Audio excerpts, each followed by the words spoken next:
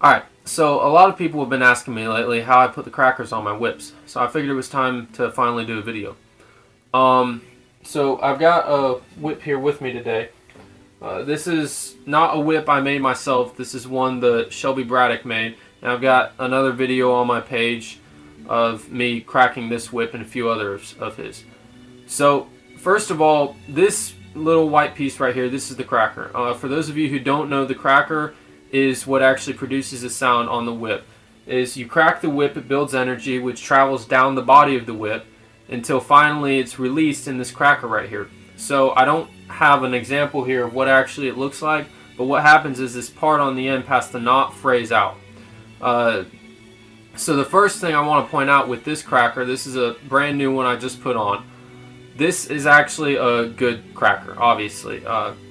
You wouldn't really need to take this off except for a few things. One of those being if you had a knot in the middle of it right here.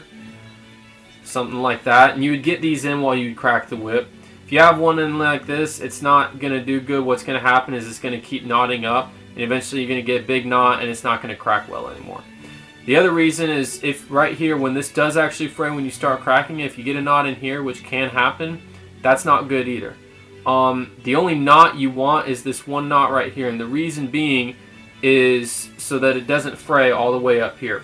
Having this knot is going to give you longevity to the life of your actual cracker.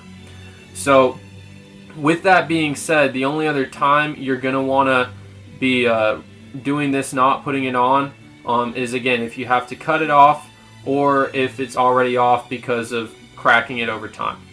So the first thing I want to address is how to cut this off if you have a knot in it and you need to cut one off. Now this only works if you have a whip from me, because there's other people out there who tie their crackers on very differently. In fact, some people actually do not use a piece of paracord like this. So if that's the case, the biggest thing with cutting these off is you don't want to cut into the fall, which is this little piece from the braiding down to the cracker.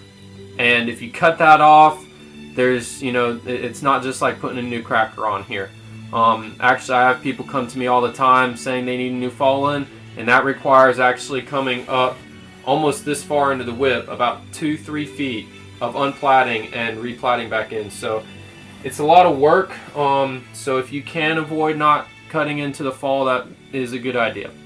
So the first thing you're going to want is a pair of scissors, okay? And you're going to want to take this bigger part of the knot right here and just cut parallel to the fall. Just like that. And it's going to make a little bit of a mess, so you might not want to do it somewhere where, you don't want to mess. So once we have it off like that right there, alright, we're going to get another piece. We're going to start putting it on. Now, the best thing I've found to use for a cracker is just a flat piece of paracord, just like this. A lot of people like to take string and twist it. It's a lot of work to sit there and make it, not to mention tying it on, and I don't think it cracks near as loud or lasts as long. So like I said, just a flat piece of paracord. If you have bought a whip from me before, I do include these with the whip. A lot of times just scrap pieces in a little bag. So what you want to do, alright, grab your fall, and you can actually drop that for a minute. We're going to take and we're going to tie a basic granny knot into the fall just like this, okay? See, like that? That's all you're going to do right there.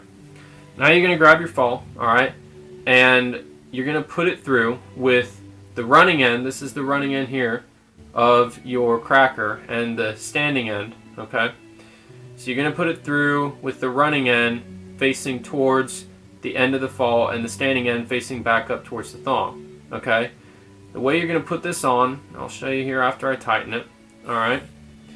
Oh, by the way, the length of cracker you're going to want to cut, or the length of paracord, is about 15 to 20 inches. And we're going to cut that down after we tie it on, but you want to have room to work with.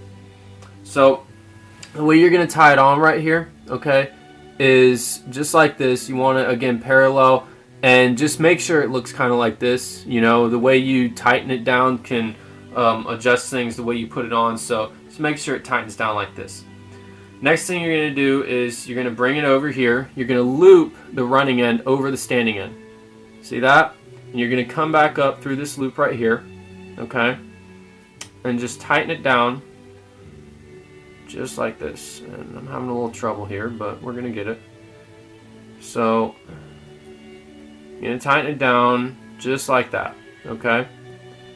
And now, okay, so like that, and you're going to pull it to the end, alright? So that's what it's going to look like, and I'm not sure if this is clearing up or anything, but something like that, okay? The biggest thing you want here is for it to double up right here, and again, you want that second loop that you made to come over the standing end. That's going to secure your knot. This is going to be taking a lot of force, so you want to make sure you do this knot right, or the cracker's just going to fly off after about the 5th or 6th crack that you put in the whip. So now you're going to pull it really tight, okay? Again, don't be afraid to, you know, really pull on this stuff. This stuff is a lot stronger than what you might think, so you're not going to break it by pulling on it. Alright? Now that you've got that tied on, take your scissors, cut right here. You know, you don't have to burn that or anything, just leave it as is. Now you're going to put that knot in there I was talking about to keep it from fraying up. That knot, you're going to want to put about 8 inches down from the end of your fall. So that's too short. I'll lengthen that out just a little bit. About there. About 8 to 10 inches. This is a shorter one, you know, about 8 inches there. Again, you can go out to 10 inches if you want. Really doesn't matter. I wouldn't say any more than 10 inches or any less than 8 inches though. Then you're going to cut it 2 inches from that knot right there. Once you start to crack this, this little piece right here, like I said, is going to fray, and it's going to extend about another 2 inches. So you want it 2 inches right here. You don't want that fray to be any more than 4 inches. And that's it. That's your cracker right there. So I hope you all enjoyed the video. If you have any questions, I am on Instagram, Facebook, and here on YouTube.